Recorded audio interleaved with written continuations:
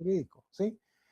Recordarán que la última sesión que tuvimos, estuvimos tocando parte de todos los elementos del juicio jurídico en sí, pero al ser tan amplio este tipo de temática, entonces se divide este tipo de conceptos o este tipo de información en dos puntos. Vimos lo que estuvimos con atención en la última sesión en cuanto a lo que era el juicio asertórico, el juicio hipotético, el problemático, etcétera. Entonces, toda esa misma secuencia de información vamos a tenerla y vamos a avanzar directamente a lo que estamos en este caso analizando y estudiando en sí. Ya lo que nos queda de esto denominado el juicio jurídico y que comprende la evaluación del parcial en sí, ya es algo muy mínimo. Entonces ya solamente estaríamos tocando las últimas partes finales en cuanto a esto y después ya estamos en la programación final. Entonces con ustedes estaríamos en un acercamiento para un repaso general previo a la existencia propia de lo que es el parcial en sí.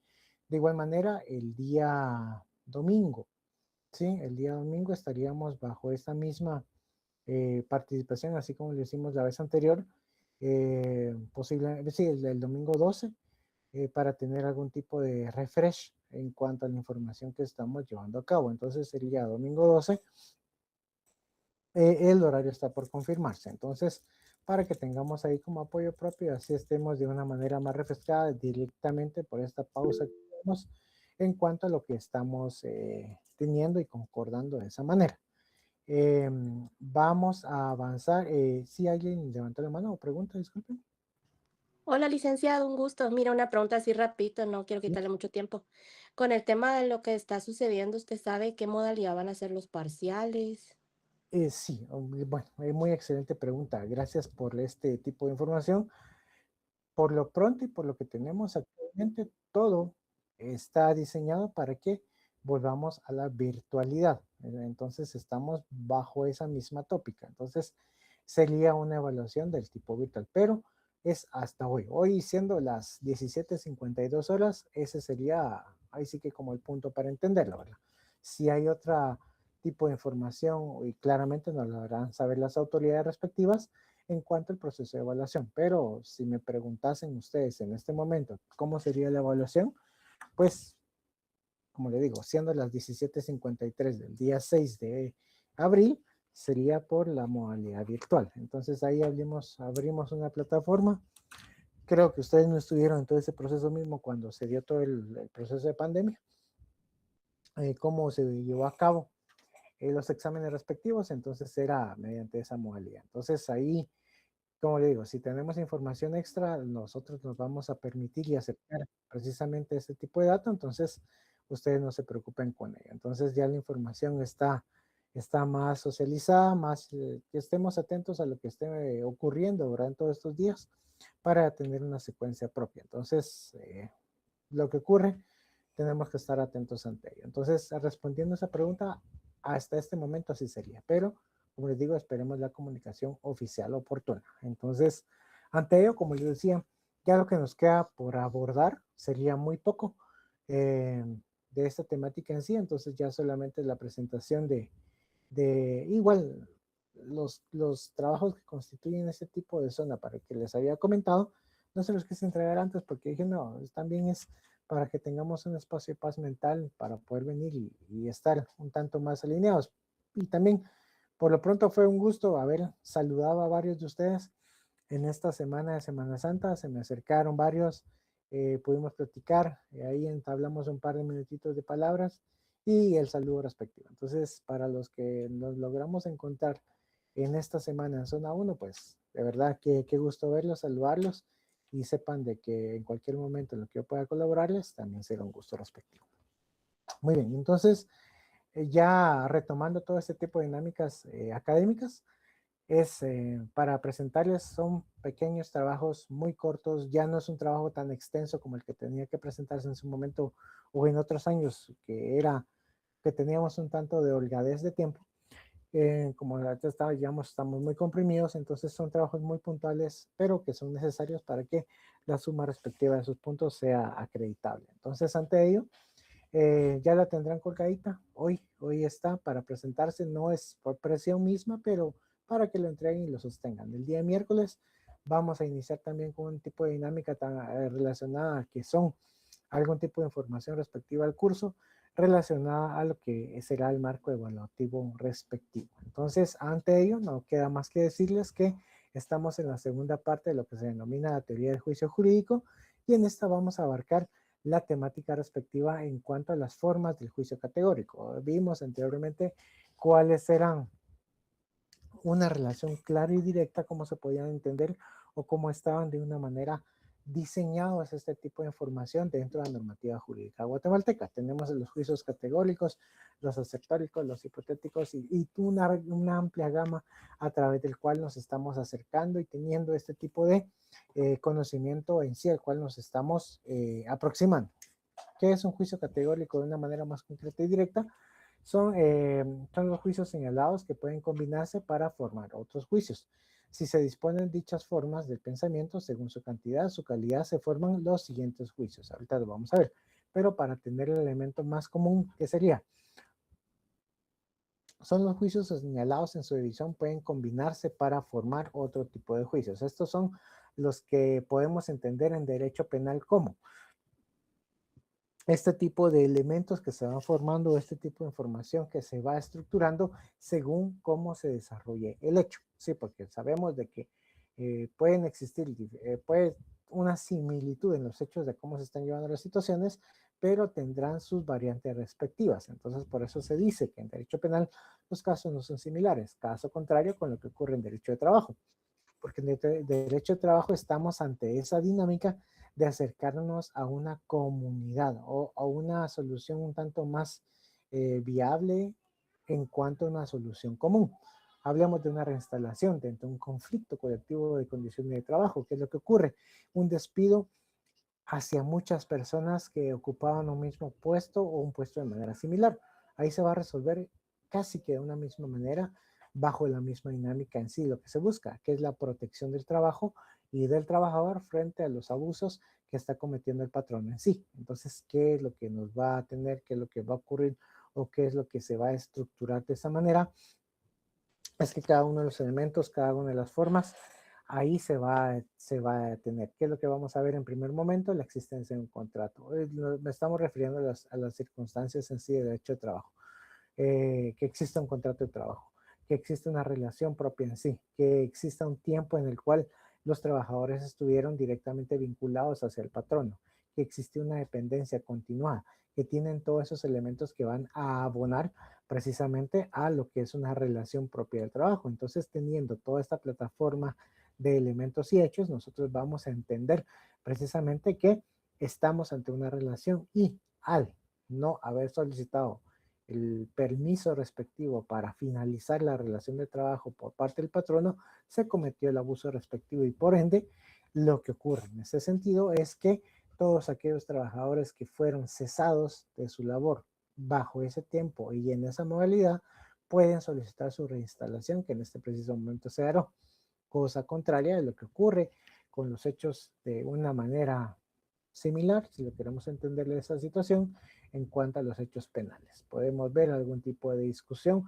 en la que dos personas están involucradas, ambas personas sacan su arma de fuego y se disponen a disparar o a percutar las armas y en este caso a dar estos tiros en el cuerpo de la persona. Entonces, ¿qué es lo que ocurre? Existe legítima defensa, o existe algún hecho pensado. Entonces ahí se dan todas las diferentes variantes.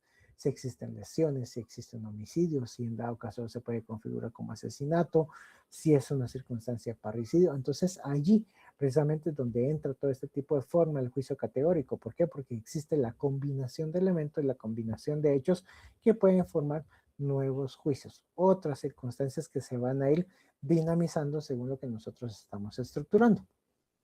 Otro ejemplo propio para hablar bajo la común idea es de lo que podemos plantear con un amparo. El amparo precisamente lo estamos relacionando nosotros como aquel elemento de protección. ¿Qué es lo que buscamos? Pues nosotros que es a través de la vulneración de muchos elementos ajenos, con la presentación de un amparo buscamos que se reencauce directamente este tipo de vulneraciones o que no tenga esa circunstancia de mantenerse todo este tipo de vejamen al cual se está buscando protección. Podemos hacerlo de una manera comunal, sí, sí lo podemos entender bajo esa misma modalidad en cuanto al derecho de defensa ante esta también circunstancia en cuanto a lo que nosotros podemos saber de que los elementos del debido proceso del derecho de defensa están vulnerados dentro del proceso general en sí. Nosotros alegamos esa circunstancia, pero si lo que nosotros queremos es evidenciar que no existió este tipo de debido proceso, derecho de defensa, consulta a través de las comunidades, precisamente bajo un proyecto minero, entonces ahí nosotros ya nos estamos enfocando a una rama precisamente. Vamos creando otro juicio precisamente a lo que nosotros queremos acercarnos en sí. El juicio más pronto que se me viene como ejemplo es lo que ocurrió en las minas de San Rafael, en el municipio de San Rafael, en Santa Rosa, que lo que se percató es de que la comunidad no estaba de acuerdo con la creación de este tipo de minas a cielo abierto, porque atentaba con su derecho comunitario, porque les fue impuesto, más no les fue consultado este tipo de proyecto. Entonces ellos, bajo el argumento y bajo el sustento, fundamento jurídico de el 300, perdón, del convenio 169, es que ocurre esta modalidad. Permítanme un segundo, por favor.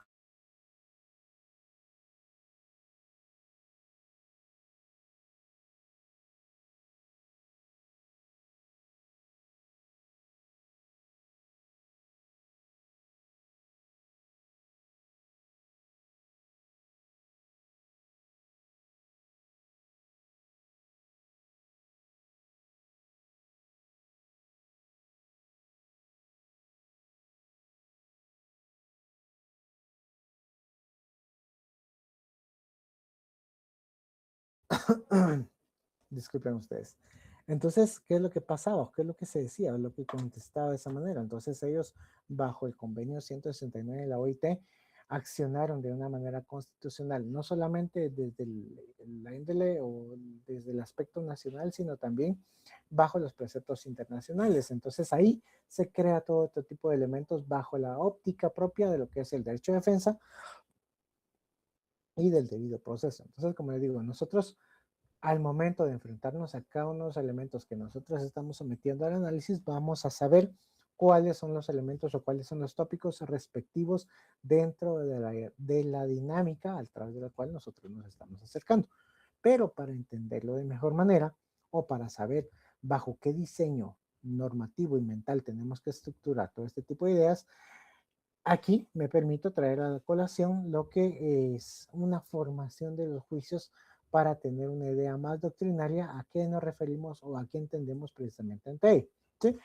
Y vamos a entender precisamente cómo se va a estructurar. Si nosotros vimos lo que era la lógica matemática en nuestro estudio de educación media, nos va a sonar mucho respecto a lo que nosotros vamos a entender o lo que nosotros vamos a ver o buscar dentro de este tipo de información que les voy a compartir.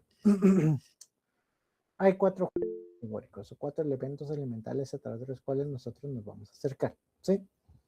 Y vamos a estructurar de esa misma manera. Tenemos primero el universal afirmativo, universal negativo, particular afirmativa y particular negativa. Creo que tienen, alguien está levantando la mano, disculpen, me sonó una notificación. Sí, Lick, disculpe que lo interrumpa. Ah, sí, Fíjese sí. que una compañera está pidiendo acceso, pero no sé si ya se llenó el cupo o no lo pudo ingresar. Que está pidiendo acceso a la compañera, ¿le escucho? ¿Sí? Sí, está pidiendo acceso. Uy, Por sí. favor, gracias. Ahorita sí ya tenemos, sí, tengo el tope de 100. Entonces ya no me permite ingresar más información propia al curso respectivo. Entonces yo creo que había un link de acceso para también alterno en el que se podía facilitar este tipo de comunicación. Entonces, pues si le diría que por favor pudiera hacer este tipo de Ok, acercamiento. gracias, Lick. Muy bien, gracias. Perdón, que uno regresa afectado a la garganta después de estos días.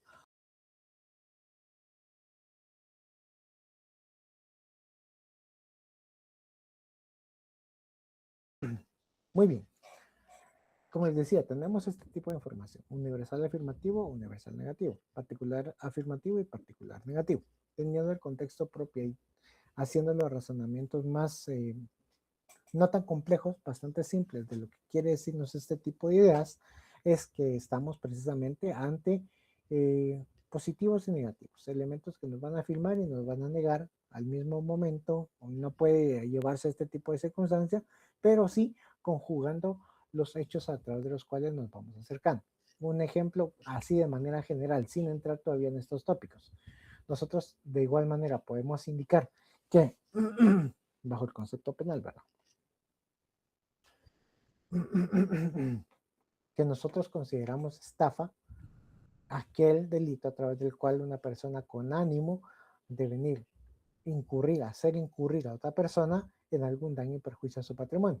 Sí, pero también lo que pasaría bajo el otro concepto que es estafa propia o lo que es estafa de manera continuada, ahí vamos viendo la creación propia de muchos elementos que se van a conjugar en este eh, tipo de delito, que los estamos configurando de una manera general. Entonces nosotros vamos a sumar directamente muchos demás vínculos, muchas ideas propias, tal y como se denomina el Código Penal, como las agravantes para que todos estos delitos sean o se consoliden bajo una misma dinámica más aumentada, lo que implique de una manera más concreta con señalar a la persona que incurrió en este tipo de delito en un hecho que claramente le será castigado, le será punible de una manera más fuerte, ¿verdad? Entonces ahí es de que se está dando el incremento de pena.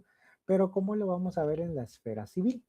En la esfera civil lo vamos a ver bajo este tipo de dinámica. Nosotros realizamos algún tipo de contrato bajo la vía de la escrituración. Nosotros llevamos un contrato de compraventa a través del cual nosotros estamos como espíritu propio obligados a dar algo y, o en su caso, obligados a pagar por el derecho a través del cual nos estamos acercando. Es bajo este tipo de información a través del cual nosotros nos estamos relacionando cómo vamos a dinamizar este tipo de juicios en sí, porque si lo que nosotros lo que queremos ver es un contrato de compra-venta, sí, ese es como que el contrato general de la compra propia, pero también existe para llegar previo a esa compra-venta muchos elementos que tienen que entenderse, tienen que estructurarse de manera contractual. Ustedes posiblemente han escuchado el concepto o el término de lo que es una promesa de compra-venta. Muy bien, ¿qué es lo que ocurre con este tipo de esta situación? Es una modalidad previa a la compraventa general o a la compraventa en sí. La misma circunstancia, la misma letra que nos dice la promesa de compraventa nos refiere a que existe un ánimo de poder llevar a cabo este tipo de transacción, pero que por el momento está condicionada. La condición es de que no se cuenta con el bien al 100% de la totalidad del bien que está o que va a ser sujeta a compraventa, o bien que en este caso también se observa de que no puede ser este tipo de dinámica a poder estructurarse en sí bajo lo que nosotros buscamos, bajo lo que nosotros entendemos como un señalamiento de... Salude, pues, salude. Dígale hola. Hola. Estudien, decirles. Salude. Mucho. Mucho. Bye, decirles. Bye. Va. Vaya. Es mi mamá.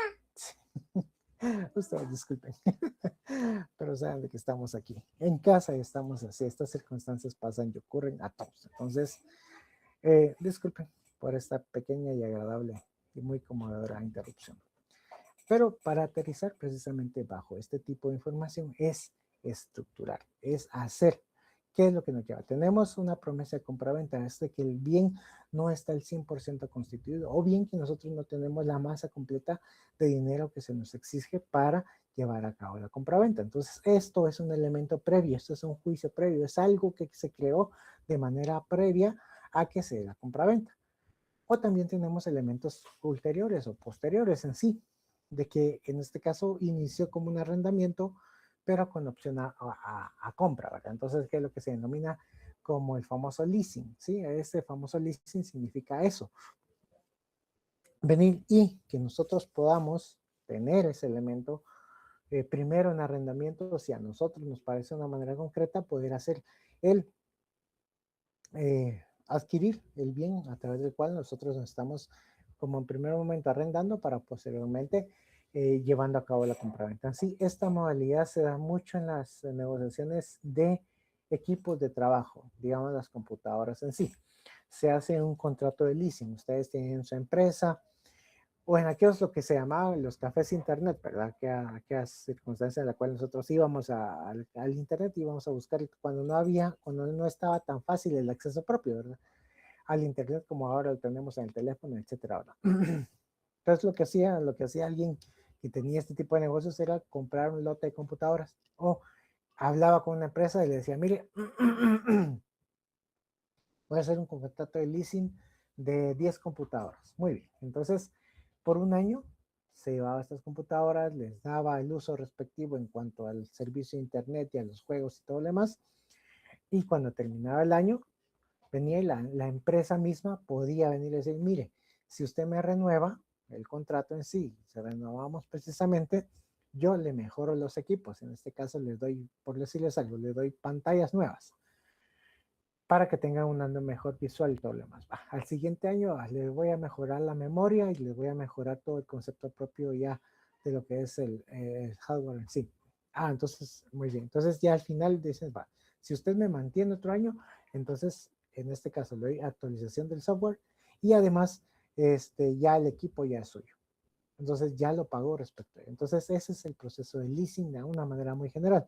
Pero ahora también se está dando este proceso de leasing a través de la compra y venta, o en este caso el arrendamiento de las viviendas a través de todo el sistema inmobiliario. Es casi que exactamente lo mismo. Entonces viene y lo que ocurre es de que primero lo dan en arrendamiento, lo publican en las páginas, dicen, mira, estoy alquilando casa o apartamento, tiene esto y esto y esto. Entonces llega la negociación. Entonces ya cuando está en la negociación me dice, mire, si a usted le parece en sí, pues esta casa o este inmueble está también con opción a compra. Si a usted le parece que en un lapso de contratemos por 2 años, si a usted le parecen 2 años, pues podemos iniciar el proceso mismo de la compra-venta del mismo y todo lo que usted me pagó en arrendamiento durante los 2 años anteriores se le suma directamente a la cuota que en este caso estaría pagando por adquirir esta vivienda. Entonces ahí tenemos elementos bajo un mismo concepto. O sea, lo que quiero darles a entender es esto.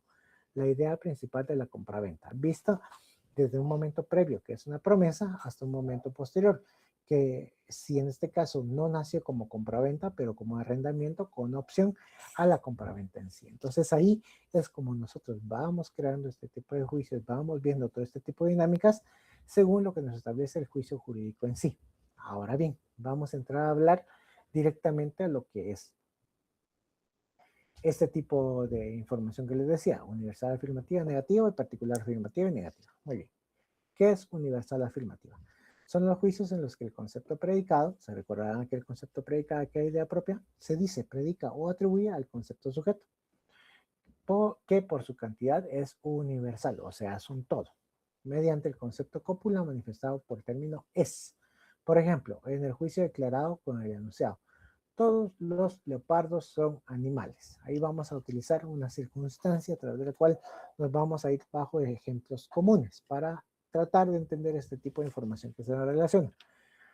¿Qué es lo que vamos estableciendo? El concepto universal afirmativa. Aquí, en esta idea que nos dice todos los leopardos son animales, estamos bajo esta conceptología de que estamos hablando precisamente de algo que en concreto conocemos y que obviamente desde cualquier país del mundo vamos a entender que será un animal y por lo tanto que es un derivado también de un felino, que es un leopardo en sí. Entonces, entendiendo este tipo de información, ahí se relaciona y se estructura lo que es el concepto predicado con el concepto sujeto en sí, unidos precisamente bajo la cópula, que la cópula siempre será ¿no? El 99% de los casos será con el denominativo, con la palabra es, el término es, porque es la conjunción perfecta dentro de todo el sistema de la estructura lógica del razonamiento. Razonamiento común y la estructura lógica del razonamiento jurídico en sí. Permítanme un segundo ustedes.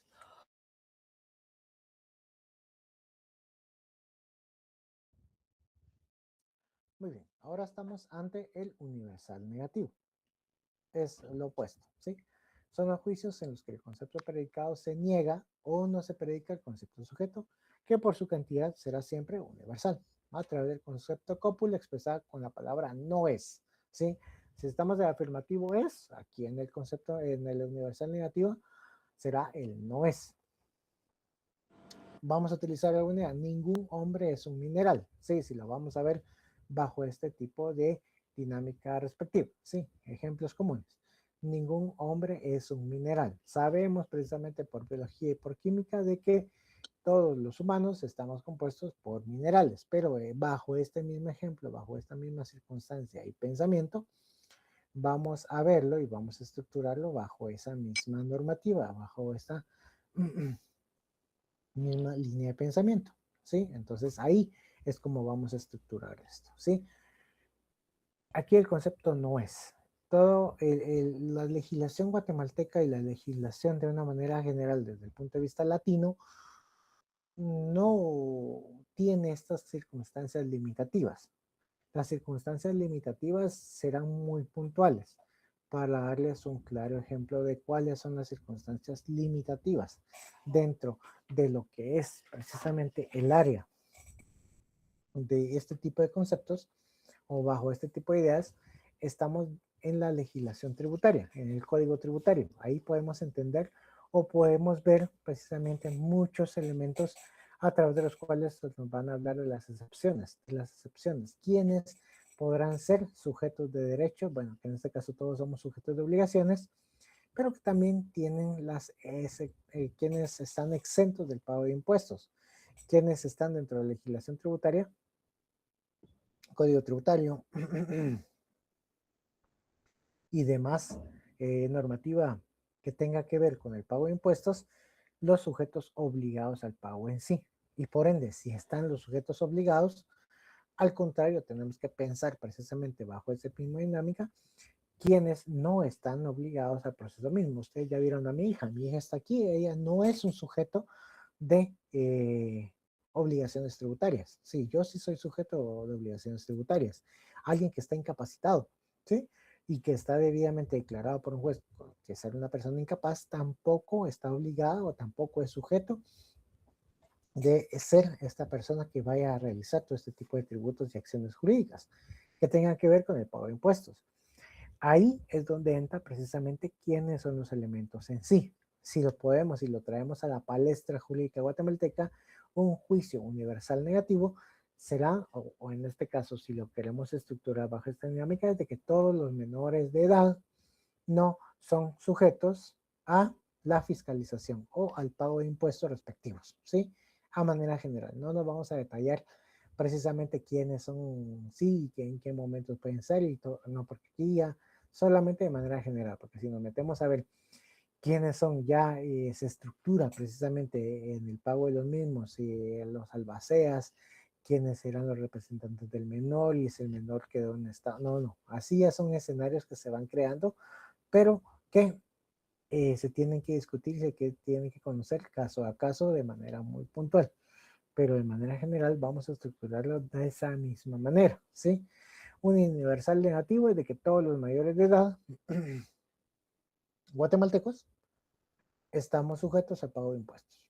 Universal negativo, todos los menores de edad no están sujetos al pago de impuestos. Ahí es como nosotros los vamos delimitando si lo queremos ver bajo esa misma dinámica en sí. Ahora nos vamos a una particular afirmativa. Son los juicios en los que el concepto predicado es o se dice predicado atribuye al concepto sujeto. En este caso, algunos carros son perjudiciales para el ambiente. Aquí, pues obviamente ya lo estamos directamente relacionando ahí e individualizando de esa estructura general. Aquí ya lo vamos viendo, aquí ya lo vamos estableciendo, ¿sí? Particular afirmativa y la particular negativa. ¿Quiénes son? Todos aquellos que tengan ingresos brutos o por un trabajo desempeñado estarán sujetos al pago del impuesto sobre la renta. Particular afirmativa, ¿sí? Porque están obligados al pago de dicho impuesto. ¿Sí? Particular negativo, todas aquellas personas que no tengan o que no estén inscritas con reportes brutos y pago directamente ante SAT o estén registrados ante SAT directamente como personas dependientes o que tengan algún tipo de manejo en cuanto a su capital y renta personal, no están sujetos al pago del mismo. Entonces así es como entendemos este tipo de dinámicas en sí. El área tributaria es un tanto más fácil de explicar bajo este tipo de conceptos porque así es como nosotros nos vamos relacionando, ¿sí? Así es como nosotros estamos viendo. Un ejemplo también muy elemental, que sería, cuando nosotros pagamos todos los años a inicio lo que es el boleto ornato. Recordemos que estamos en una tabla, el tope son 150 quetzales para personas que ganen más de, si no estoy mal o recuerdo mal, 15,000 mensuales.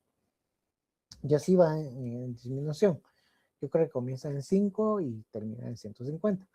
Entonces ahí es donde se va entendiendo este tipo de particulares afirmativos y por lo tanto los particulares negativos, porque ahora voy a jugar con este tipo de palabras en sí, porque quien es o quien entra dentro de un esquema no puede ser en el anterior o en el otro, ¿sí? Quien es en uno no puede ser en el otro, entonces ahí estamos ante un sistema propio de lo que los vimos entre los 4 elementos de la lógica jurídica en sí.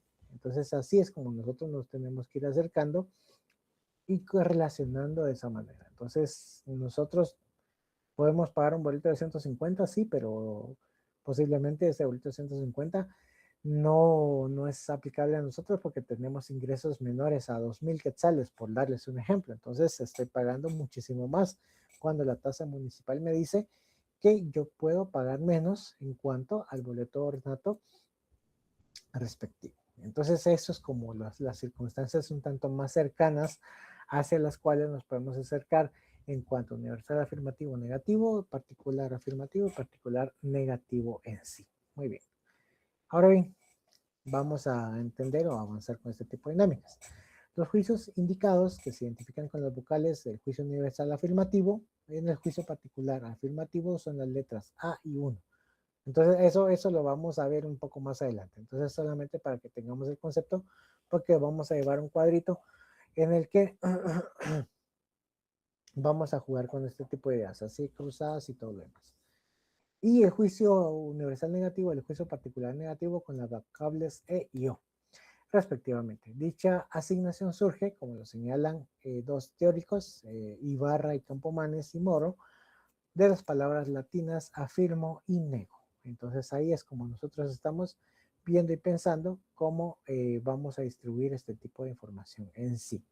Muy bien, ahora vamos a hablar lo que es la oposición entre juicios, ¿sí? Y esto nace de ideas aristotélicas. Aristóteles en su tratado denominado Peri Herminias desarrolló la oposición contradictoria entre juicios de diversos tipos. ¿Y qué es lo que decía él? Luego, si de una cosa universal se enuncia de una manera universal que es o que no es, las enunciaciones serán contrarias. Por ejemplo, todo hombre es blanco, ningún hombre es blanco. No es posible que estas dos enunciaciones sean ambas verdaderas al mismo tiempo. Y lo mismo sucede respecto a las contradictorias individuales. Sócrates es blanco, Sócrates no es blanco. De esta proposición, todo hombre es blanco. Es la proposición opuesta. Algún hombre no es blanco. Y de esa, algún hombre es blanco, la proposición opuesta es ningún hombre es blanco. Y por último, esta se dice, el hombre es blanco, la proposición opuesta, el hombre no es blanco. Vamos a entender este tipo de información, lo vamos a diseñar, pero es para que entendamos cómo lo pensó Aristóteles al momento de empezar a ver este tipo de oposición entre juicios. Para ver cómo está el juego, le digo yo a ustedes, de lo que vimos anteriormente. Universal afirmativo, universal negativa, particular afirmativa y particular negativa. Muy bien. Ahora vamos a traducir lo que nos decíais Aristóteles de la anterior lámina. Sí, tampoco es para que lo comprendan de una manera ya, porque esto es muy denso, un tanto de explicar y de entender en sí. Entonces, Solamente sigamos la secuencia y cuando lleguemos al área de ejemplos, vamos a tratar de diseñarlos de la mejor manera para que quede lo más claro posible. La oposición de juicios universales. Esa es la primera, la oposición de juicios universales, en el que uno afirma lo que el otro niega. Se llama contraria, ¿sí? Esta conclusión se deriva de lo siguiente extracto. Si de una cosa universal se enuncia de una manera universal, que eso no es, las enunciaciones serán contrarias, ¿sí? Actualmente esta oposición contradictoria entre juicios se designa en el mismo término, ¿sí? Entonces, quedémonos con la primera línea que nos dice la oposición de juicios universales en el que uno afirma lo que niega el otro se llama contraria, ¿sí? Ahora vamos con el segundo. La oposición de juicios individuales. Primero vimos la oposición de juicios universales. Ahora vamos a ver la oposición de juicios singulares, en el que uno afirma lo que el otro niega. Se llama contradictoria individual. Sí, si la primera de los juicios universales era contraria, aquí en los juicios individuales es contradictoria individual. Este enunciado resulta de lo siguiente, ¿sí? Y caemos a lo que leíamos anteriormente a Aristóteles. Y lo mismo sucede respecto a las contradicciones individuales. ¿Sócrates es blanco? Sócrates no es blanco. Actualmente este tipo de elementos del pensamiento no se desarrollan en el estudio de la oposición entre juicios. Una razón lógica es que el concepto sujeto del juicio individual está comprendido en la extensión del juicio del concepto sujeto del juicio universal. Entendamos solamente el elemento más básico, ¿sí? La oposición de juicios individuales en el que uno afirma y el otro niega se llama contradictoria individual. Muy bien. Tercer elemento. Existe también la oposición entre los juicios que difieren por su cantidad y su cualidad, siendo uno afirmativo y el otro negativo, respecto a la misma cosa. ¿Qué es lo que nos decía Aristóteles anteriormente? De esta proposición, todo hombre es blanco, es la proposición opuesta, algún hombre es blanco, no es blanco. Y de esta, algún hombre es blanco, la proposición opuesta es ningún hombre es blanco. Esta oposición de juicios señalada por el padre de la lógica se denomina como contradictorias, ¿sí? Acuérdense que juicios universales se llama contraria, juicios individuales, contradictorio individual, y aquí estamos en tanto a su cantidad de cualidad se van a denominar como contradictorias en sí. Como les digo, es solamente para que nosotros vayamos creando este tipo de pensamiento respecto a lo que ya vamos a aterrizar de una manera, pero es necesario que lo entiendan desde el punto de vista doctrinario en sí. Ahora bien, vamos concretándonos a ello, ¿sí? Los juicios opuestos pueden ser. Entonces ya vimos cómo estaba la oposición de juicios. Ya vimos cómo se estructuraba de una manera formal, con las letras A, 1 y O, ¿sí? Ahora vamos a ver ya esta estructura eminentemente formal. Los juicios opuestos pueden ser contradictorios, contrarios, subcontrarios, subalternos. Tenemos esos 4 elementos. Nuevamente repito, contradictorios, contrarios, subcontrarios y subalternos. Comencemos con el inicio, ¿verdad? Contradictorios son los juicios que se oponen tanto en la cantidad como en la cualidad.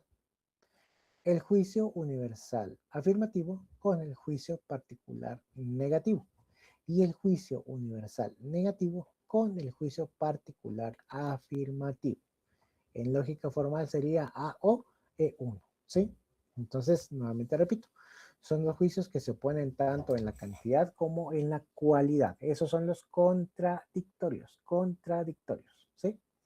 Ahora bien, los contrarios son los juicios universales que difieren por su cualidad. Contrarios son los juicios universales que difieren por su cualidad. El juicio universal afirmativo y el juicio universal negativo, o sea, las letras A y E. Nuevamente repito, contrarios son los universales, que difieren por su cualidad. universal afirmativo y universal negativo. Ahora bien, los subcontrarios son los juicios particulares que se ponen por su cualidad, particular afirmativo y particular negativo, subcontrarios. Ahora, subalternos, ¿sí? Son los juicios que teniendo la misma cualidad, ambos afirmativos o negativos, difieren por la cantidad, universal o particular. El juicio universal afirmativo y el juicio particular afirmativo. Y entre el juicio universal negativo y el juicio particular negativo. Muy bien.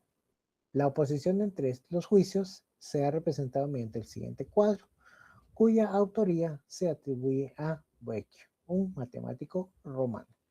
Lo vamos a ver y lo vamos a entender de una mejor manera, pero para que se queden con esto en la mente. ¿Sí? Tenemos juicios contradictorios, contrarios, subcontrarios y subalternos. Muy bien, ¿y cuál es el famoso cuadro? Es este, ¿sí? Este es el cuadro que se diseñó por parte de Boeckh para entender cuáles son los contrarios, subcontrarios, subalternos y contradictorios. Entonces ahí es donde nosotros vamos a entender bajo esta misma información. Aquí le vamos a poner la letra A, la letra E, la letra 1 o I y la letra O. ¿Sí? En donde aquí vamos a tener los universales afirmativos, universal negativo, particular afirmativo y particular negativo. Para entenderle, aquí tenemos el universal afirmativo, universal negativo, particular afirmativo y particular negativo. Tenemos estos elementos en sí y vamos a empezar a crear cuáles son los elementos. Contrarias, se recuerda, por la cantidad, ¿sí? En este caso tenemos la letra A y la E. Universal con universal, solo que este es positivo y este es negativo, o sea, afirmativo y negativo. Todo hombre es bueno, contrario a ningún hombre es bueno, ¿sí? Subcontrarias. Aquí estamos directamente bajo esta misma dinámica en cuanto a que es un particular afirmativo y un particular negativo. Algún hombre es bueno, algún hombre no es bueno. Particular afirmativo y negativo, estos van a ser subcontrarias. Muy bien. Ahora, contradictorias. Contradictorias. Nos vamos a ir en la circunstancia de X. ¿Sí? Contradictorias. Un universal afirmativo con un particular negativo. Contradictorias. Todo hombre es bueno, algún hombre no es bueno. Aquí estamos como contradictorias. ¿Sí? Un elemento contradictorio. O todos los hombres son buenos o algún hombre no es bueno. Entonces aquí nos estamos utilizando el hecho de contradicción. Y ahora lo que es lo subalterno, ¿sí? Subalterno. Recuérdense, ante una circunstancia militar o de trabajo, los subalternos serán todos los que vienen para abajo, ¿sí? Entonces tenemos aquí la cantidad, un universal afirmativo y un universal, perdón, y un particular afirmativo. Todo hombre es bueno, subalterno, algún hombre es bueno. Esta es como que la dinámica para entender todo lo que dijimos o cómo se va creando todo este tipo de oposición entre juicios. Porque es lo que nosotros buscamos entender y cómo nosotros buscamos relacionarnos precisamente en el devenir diario. Y ahora cómo la aplicamos precisamente en la legislación guatemalteca o cómo lo vamos a entender bajo los ejercicios propios que tenemos que hacer día a día. Permítame un segundo.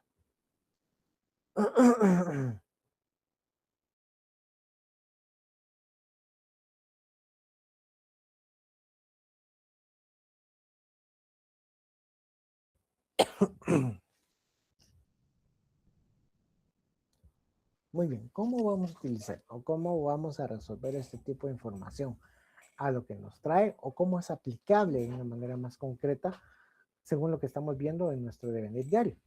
Pues es bastante así, verlo tal y como la fórmula que tenemos en este cuadrito no es tan perceptible.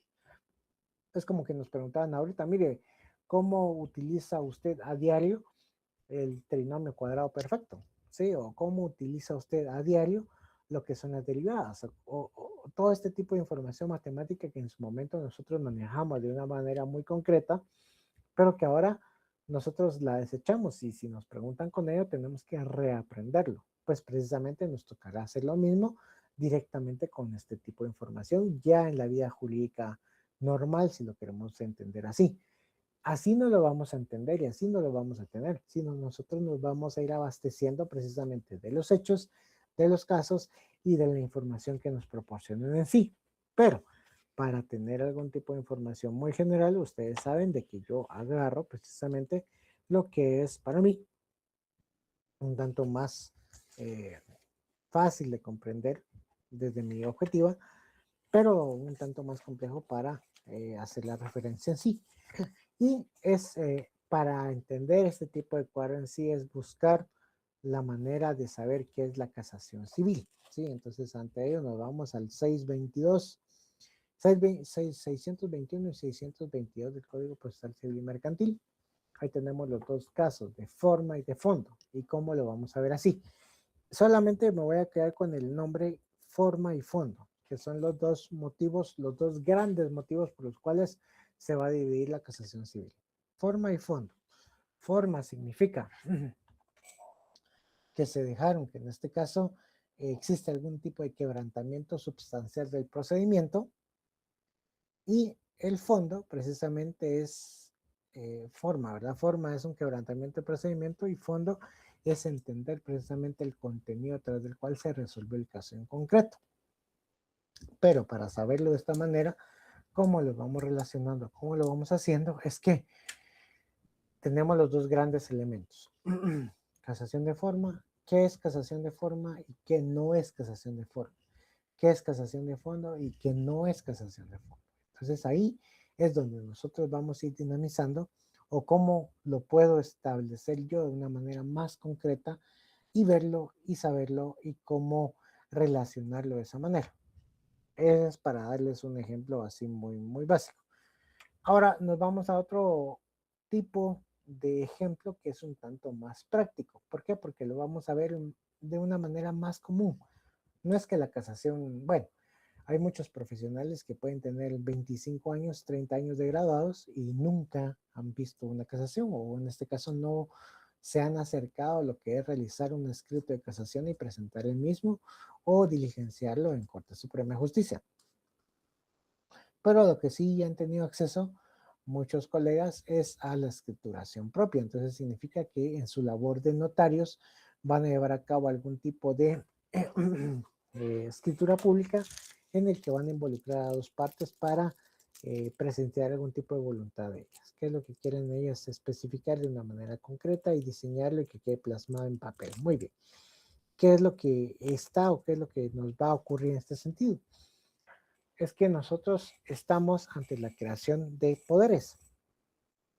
Aquellas facultades que van a ser delegadas por parte de un mandante o un mandatario para que realice diferentes gestiones que le proponga, tenga y vea, ¿sí? Dentro de un plazo específico y en el que van a actuar con una responsabilidad mancomunada, si le queremos ver así, entre el mandante y mandatario. Ante ello, vamos a utilizar este tipo de ejemplos.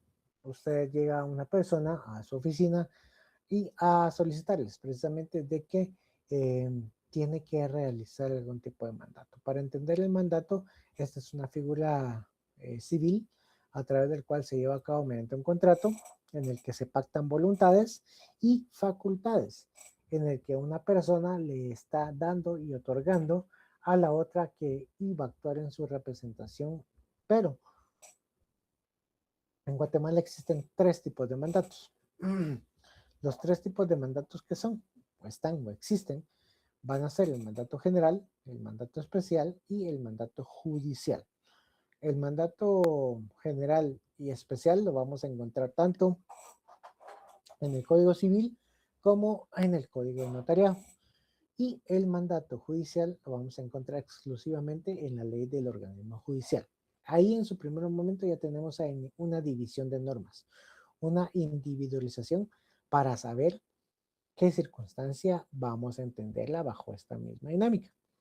Y para ponerla en este contexto de cuadro, vamos a hacer lo siguiente. Vamos a estructurar de esa manera. El título general sería mandatos. Puedo decirles algo, un título que le vamos a poner mandatos. Ahora bien, vamos a utilizar un ejemplo de contrarias, ¿sí? Si el mandato es general, vamos a utilizar en el lado A y en el lado E, ¿sí? Que el mandato general es para todas las gestiones, por darles un ejemplo. Todas las gestiones que tenga interés el mandante, todas las gestiones. Y va a ser contrario a lo que es un mandato especial, porque el mandato especial no es para todas las gestiones, sino para una gestión en específica. Entonces ahí precisamente es contraria, ¿sí? ¿Por qué? Porque se está llevando a cabo dos elementos de una manera que se entienden como instituciones grandes, instituciones ya eminentemente formadas y creadas. Vamos viendo de esa manera, un mandato general es para todas las gestiones que se deseen realizar y un mandato especial no es para todas las gestiones, sino es de una manera muy específica, ¿sí? Ahora bien, vamos a crear una circunstancia subalterna, hablando de un mandato general, ¿sí? Dentro de un mandato general, aparte de que se llevará a cabo para realizar todas las gestiones a las cuales tenga interés, también vamos a hablar, en este caso, de que eh, tendrá una vigencia de 10 años, ¿sí? Esto es lo que nos dice la legislación. Tendrá una vigencia de hasta 10 años. Entonces ahí no podemos escribir, no podemos indicar de que dicho poder, mandato, estará por un plazo indefinido cuando la legislación nos establece un plazo limitativo o definido de 10 años. Entonces, por lo tanto, no podemos ampliarlo a una circunstancia amplia, una circunstancia que en este caso será a tiempo sin límite. Esa es una circunstancia alterna dentro del poder general. ¿Por qué? Porque estamos relacionando de que el poder general de una manera bastante amplia dentro de su institución propia también tiene apartados muy especiales y muy específicos que deberán de ser cumplidos, analizados para que nazca la vía jurídica este tipo de información en sí. Ahora bien, una circunstancia contradictoria, ¿sí? Algo que es contradictorio. Muy bien. Hay alguna parte del Código Civil que dice que si bien todo el mandato general se deberá entender que estará vinculado a todos los negocios y a todos los elementos a los cuales tenga interés el mandante, hay una parte muy específica que dice también, ¿verdad? Que para circunstancias de enajenación de bienes inmuebles deberá de establecerse cláusula especial. O sea que dentro del escrito mismo del poder que se está llevando a cabo, se está creando, debe dejarse consignar una cláusula aparte, ese elemento específico, en el que, aparte de que la persona va a desempeñar todos los negocios y toda la información que requiera el mandante, también tendrá o deberá entenderse que tiene cláusula especial para toda la enajenación de los bienes propios del mandante.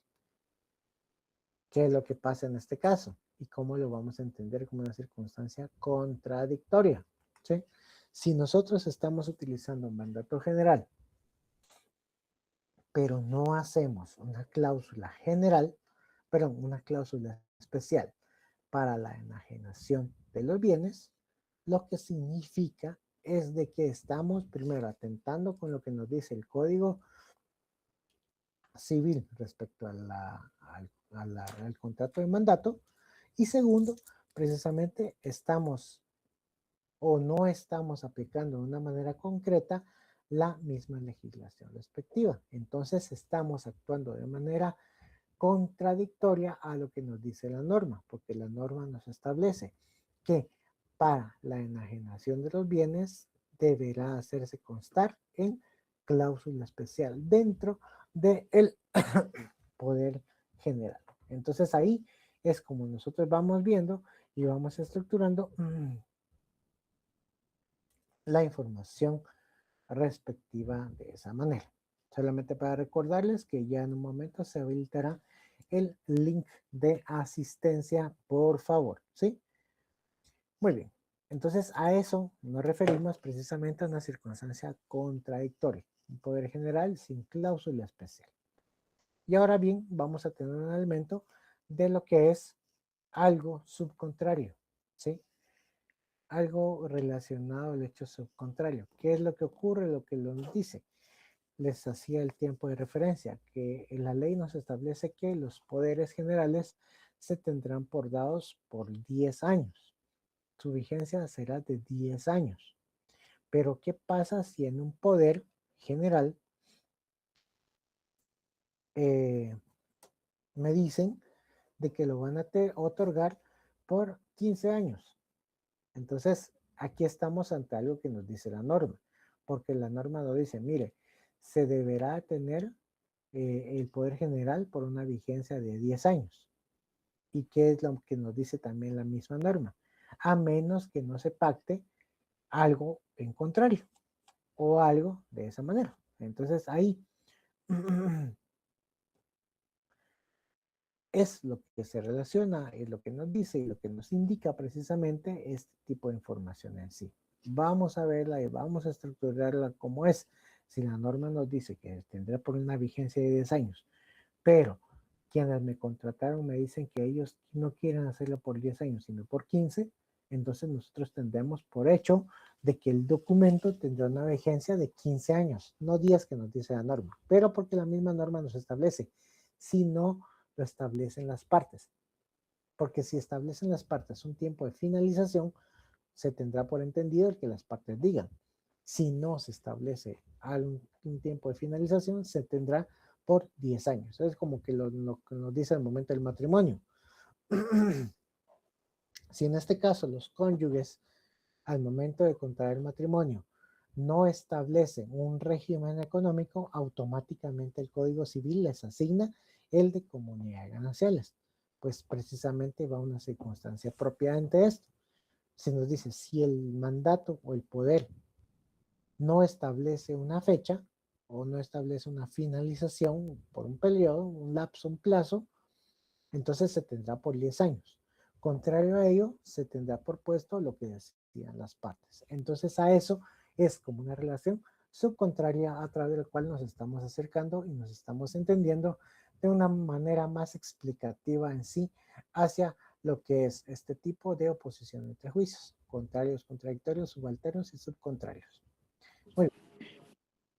Por supuesto, resulta que pueden ser ambos verdaderos o falsos, porque la solución a tal problema lógico de verdad o falsedad se funda en los principios lógicos supremos de no contradicción y de tercero excluido. Entonces ya vieron de que aquí volvemos a pimponear lo que vimos en el primer semestre, relacionado a lo que son los principios lógicos supremos, no contradicción y tercero excluido.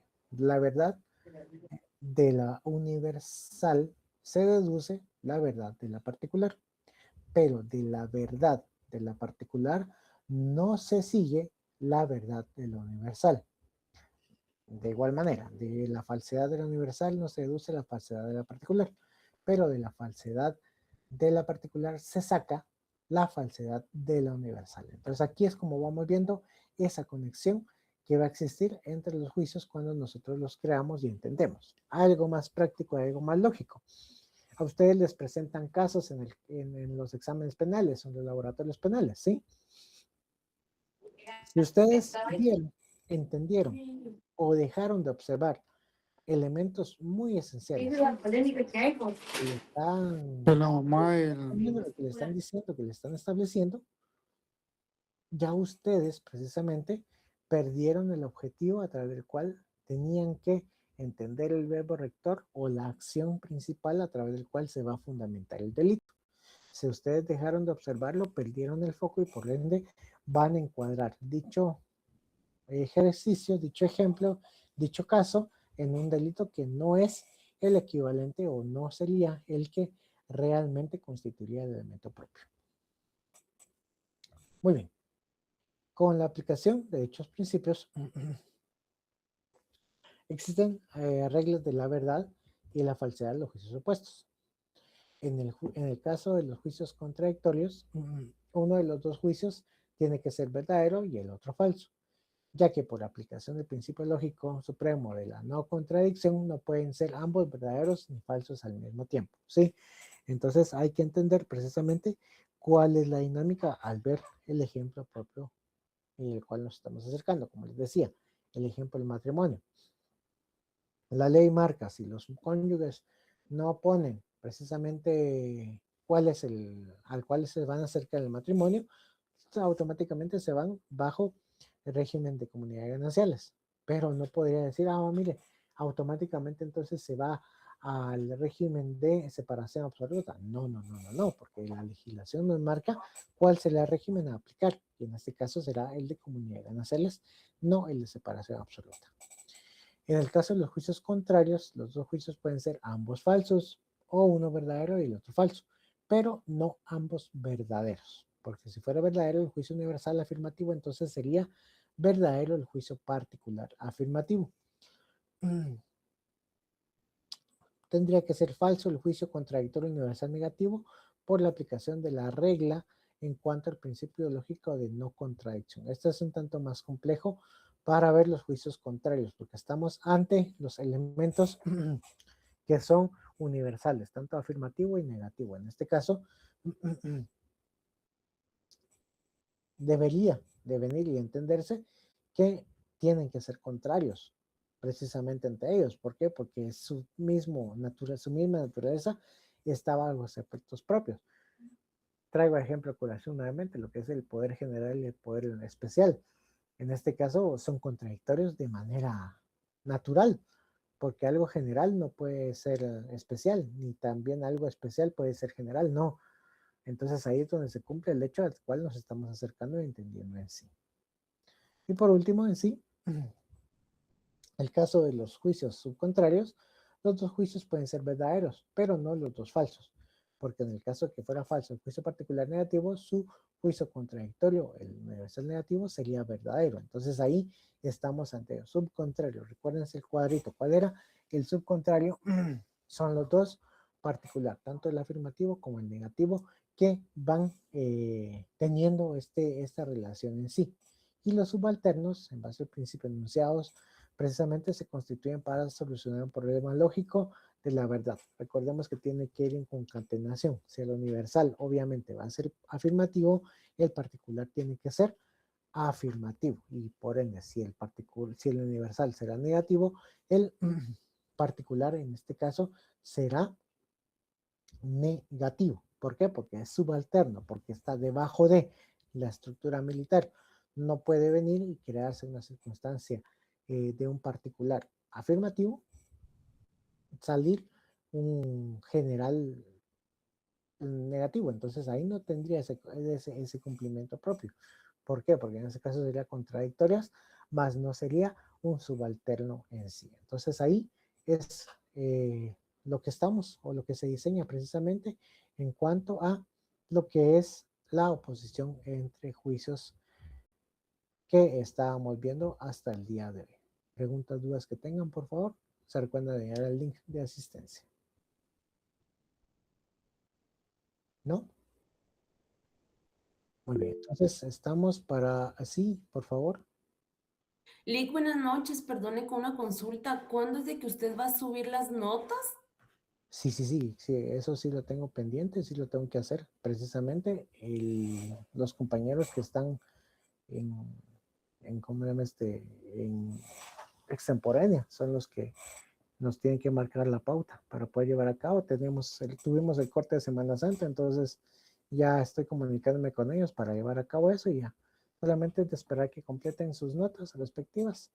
Varían el derecho que tienen para completar su examen en sí y ya tenemos la disposición de notas, pero eso no pasa el miércoles.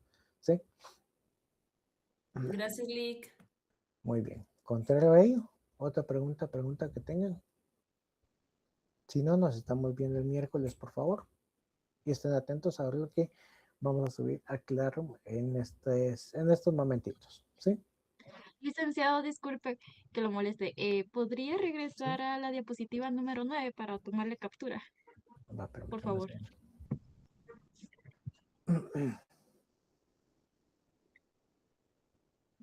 Esta. Gracias, licenciado. Sí, bueno, que al final igual ahorita lo van a tener subido ahí directamente en la plataforma para que ustedes lo tengan de una manera más concreta. ¿Sí? Muy bien. Gracias, Lick. Estamos entonces, por favor, dudas, preguntas que tengan por los canales acostumbrados. Contrario a ello, nos estamos viendo el miércoles en el horario acostumbrado. ¿Sí? Estamos entonces, que pasen feliz noche y que descansen. Gracias, Gracias, Lick. Buenas noches. Feliz noche, licenciado.